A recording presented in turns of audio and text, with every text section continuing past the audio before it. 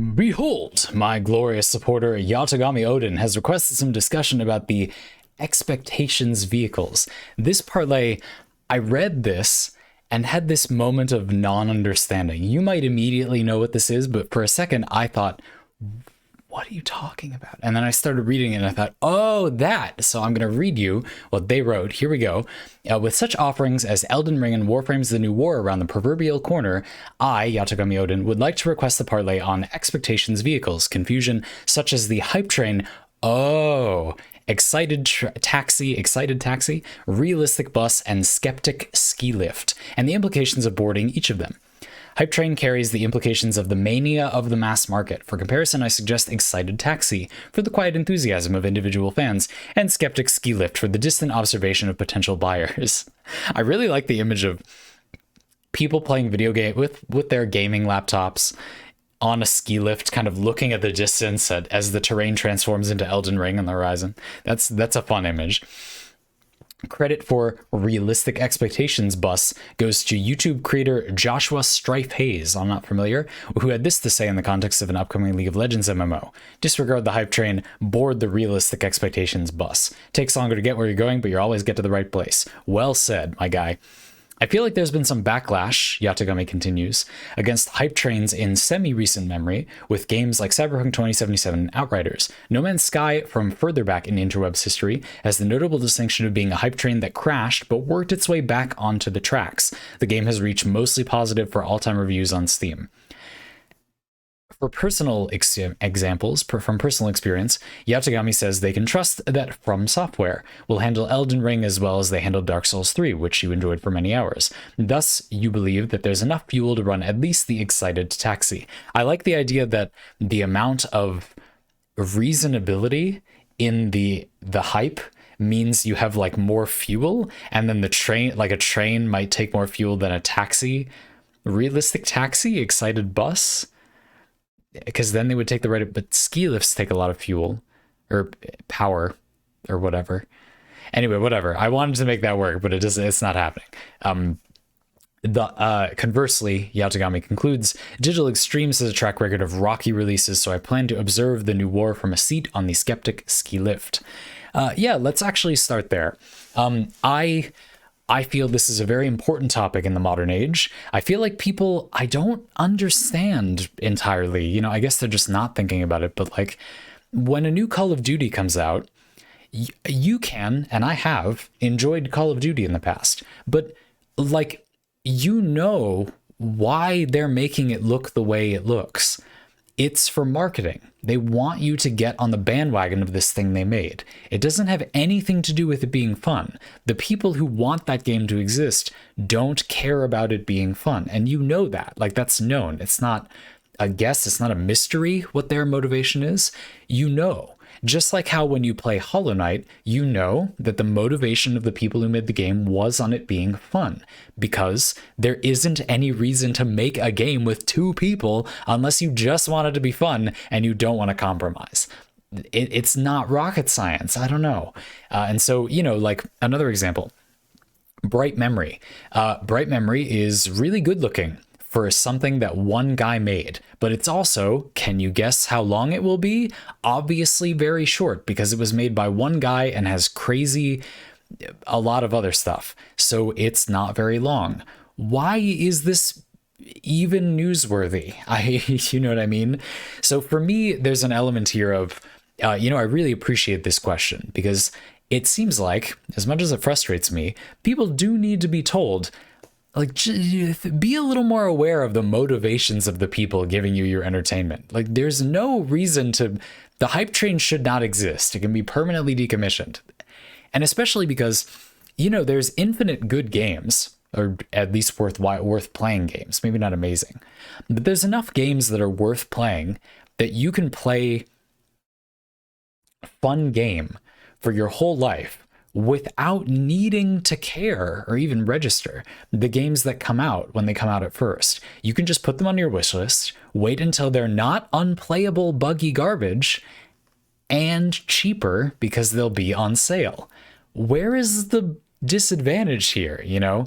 And then of course people say, well, but they'll get spoiled and whatever. Yeah, is social media earning its space in your life? Anyway, but this is my argument about it. The reason that I am the choir to which you are preaching for this is because I'm the exact intersection of I need the benefits of not playing games right when they come out, and I suffer none of the perceived detriments of playing games right when they come out.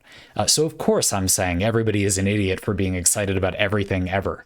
But I don't even feel that way, really. So I think you're exactly right, Yatogami. I think that the thing to think about is how excited might I be? And for what it's worth, I think having these cute, you know, vehicle metaphors for them is actually a good way, like a legitimately useful psychological method for sorting how excited you are about something.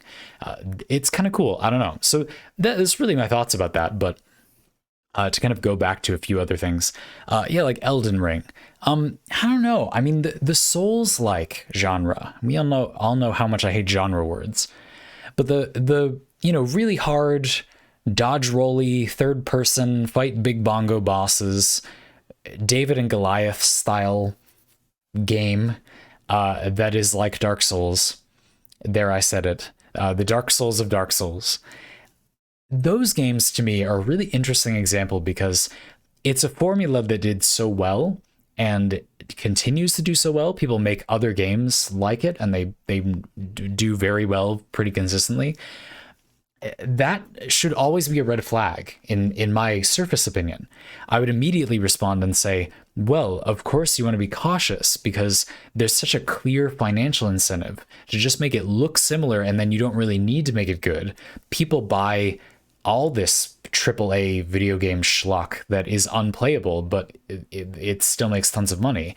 So the developer, the publisher mostly, hopefully, knows they don't need to make it good. They just need to make it look like this. And apparently people are stupid enough to get excited about it and buy it anyway. Again, not trying to shoot anybody down here.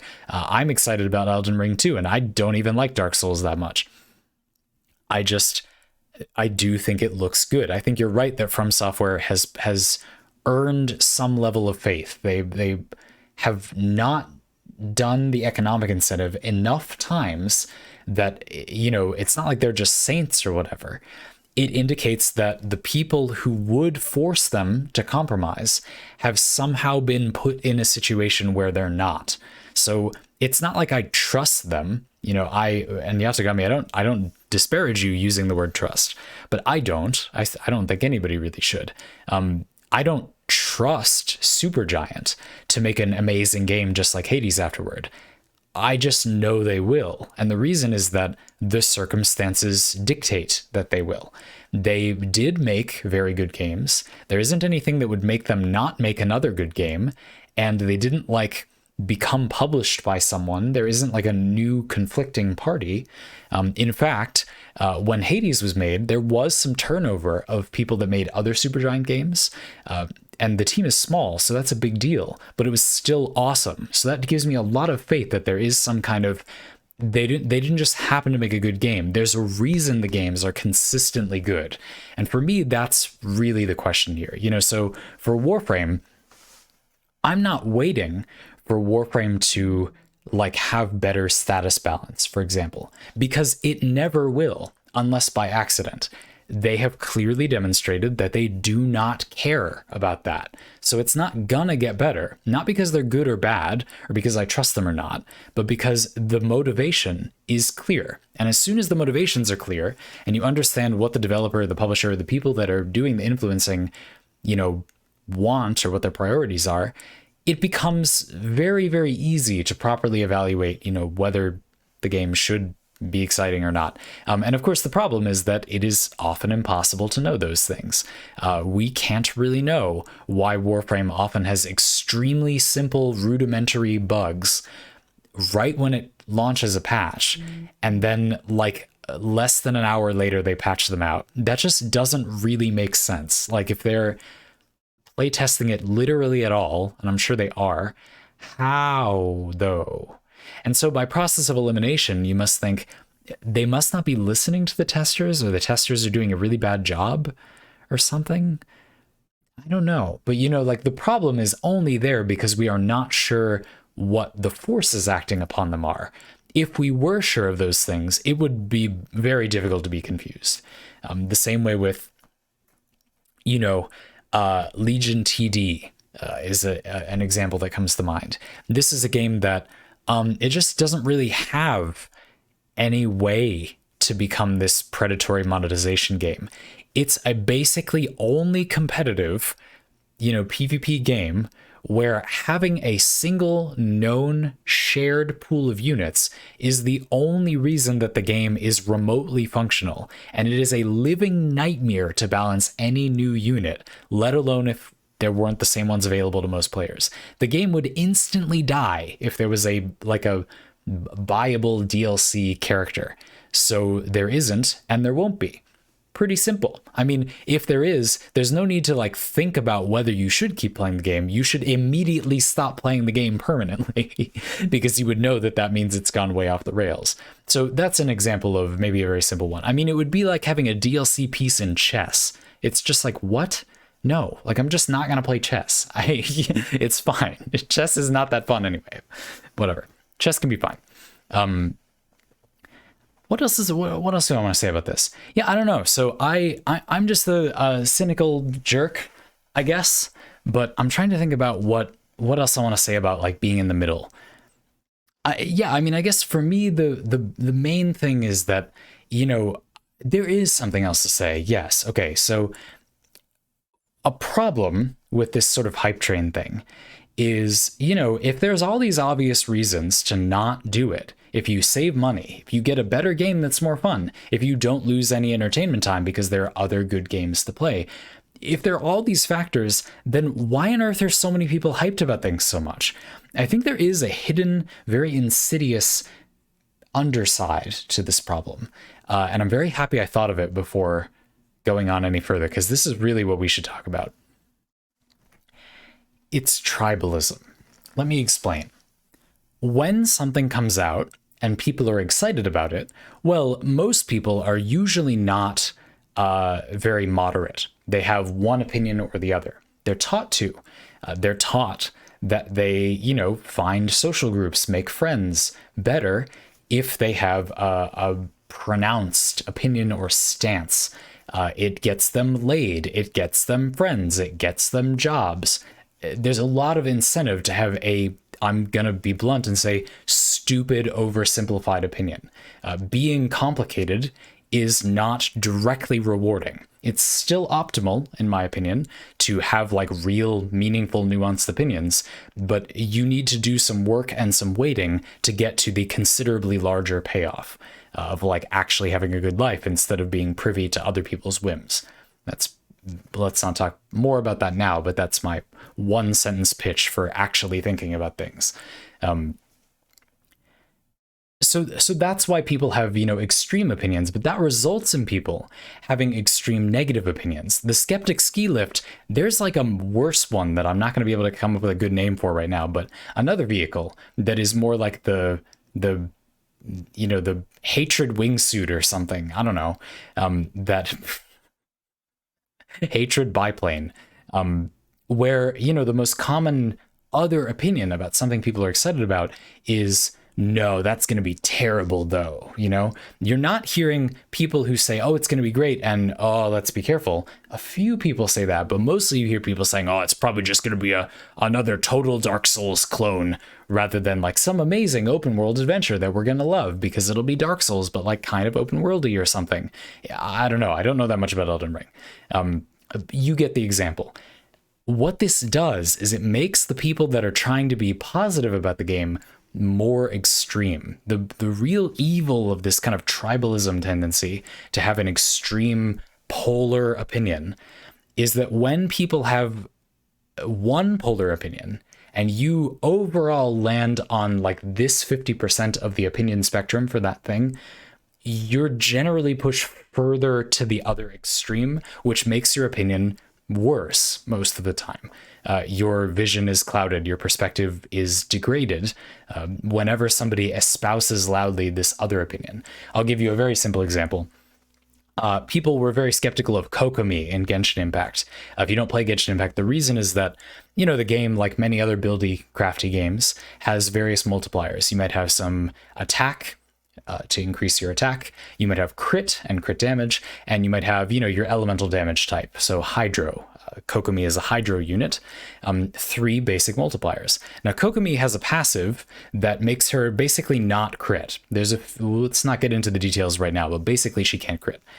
Yeah, on the extreme surface level, that's a red flag because it means she's losing a multiplier. She would have to gain an awful lot of damage from her remaining multipliers to do any meaningful damage. And there aren't very many units in Genshin Impact that are any good at the moment that don't do at least some damage while doing whatever else they do. Healing or providing a offensive buff or something, tanking. It's a good benchmark. There are exceptions. And again, the opinion gets better and better the more it's not a stupid oversimplified mess. But obviously it's of concern, it's of consequence that Kokomi doesn't really crit. But, like any reasonable, intelligent human being, I was on the realistic bus and thought, yeah, okay, but we're going to have to see. It will be hard to, napkin math what her damage will be like, because I'm not used to doing that without all those multipliers. So let's just wait and see. The game provides a trial so we can play her before, we would choose to try to get her. So no big deal. We'll just wait and find out. Perfectly fine. Right in the middle of the opinion spectrum. But a lot of people kind of loudly barge in while you're having conversations about this on Twitch and say, no, but she's going to be awful though, because this thing, and you're an idiot for thinking otherwise. And no matter how disciplined you are, it's very challenging not to let that push you a little bit more toward the positive spectrum, which isn't warranted. Kokomi was a red flag ridden character that warranted skepticism. It was, mature and productive to be in the middle, and having other people kind of push from the other direction, you see the problem. I've over-explained it enough. So overall, I think beware even discussion. There is a sort of a mental uncleanliness to talking on places like Twitch, because there will be people who you don't have good reason to believe they're going to argue in good faith, who will contaminate your opinion about a thing by subconsciously pushing you further in a bad direction. I'm not sure how significant this is. I have a community full of you lovely people who talk about things at great length in a really interesting way. So maybe it's fine, but I do feel like this is an important thing to keep in mind. It is a psychological phenomenon that has significant import. So I feel like it's worth bringing up. To me, the most significant thing about the expectations vehicles topic is how they get kind of driven off the rails by competing transportation methods. That is dangerous, something to keep an eye out for. But yeah, I don't know. Overall, I just feel like there's really there isn't ever a good reason to be on anything but the realistic or skeptic, track. There just isn't any benefit, that you do not benefit in any way from doing anything else. So I don't know. I'm a little lost there. I don't really have anything else to say about this, but I do agree that this topic has kind of changed a little bit recently. I think Cyberpunk 2077 was an example of something that had such an abundance of red flags, but also like you could see why people were confident it was going to be good, even though that didn't make sense. And they got burned really, really badly. Like one of the most famous, kind of boom bust hype train situations in recent memory. No Man's Sky is another one that I kind of paused on when I was reading the Parley question. All I have to say about that is I don't really understand why people forgave them for that. They put a lot of work into it afterward, but I don't know. I guess that makes it less of a scam.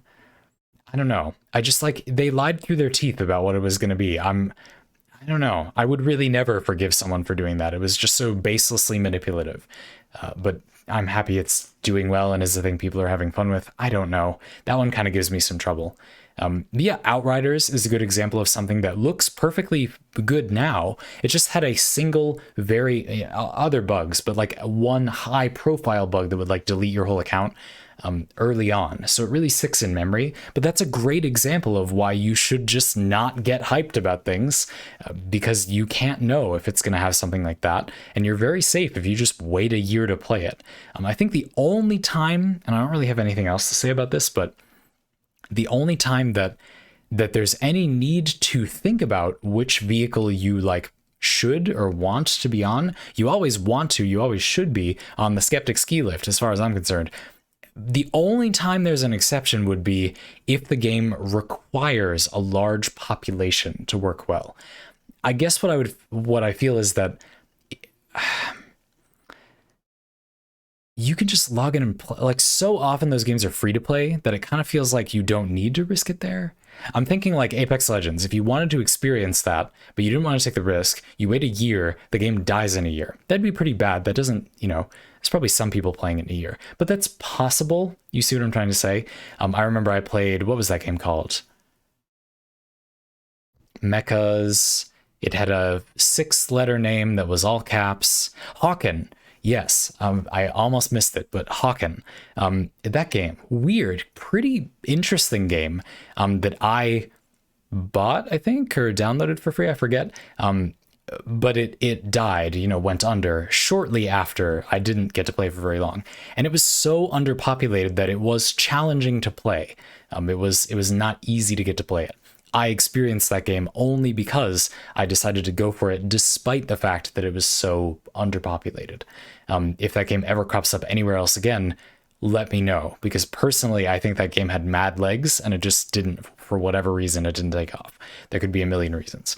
But yeah, so I don't know. I guess there is sometimes, maybe, sort of, not really, a reason to get to act hyped about something and jump in early. But a lot of the time I don't think so. The FOMO, the fear of missing out thing. I played Genshin Impact the day it launched, and I think that's another weird one where, because you gain so much from kind of keeping up with Genshin Impact, you do gain a lot of value from just logging in, getting through the beginning part of the game, and like doing your dailies as long as you're having fun, and not committing to the game as much until it gets to a better point. That's kind of a compromise. But again, Genshin Impact is free, so that's another weird, but you can spend money, and I would hesitate to spend money until you're... Anyway, you get the point. I guess there are sometimes reasons to jump in early, but a lot of the time I really don't think so. And I think people kind of overblow the... when you really look at like, why are you excited about a thing early? It's like, it's just smoke. There's nothing. I had a lot of fun with this topic. I hope you liked the way I talked about it and that I said something about it that you thought was useful, because I do think this is a topic on which maybe not many of you, but many people in general could improve.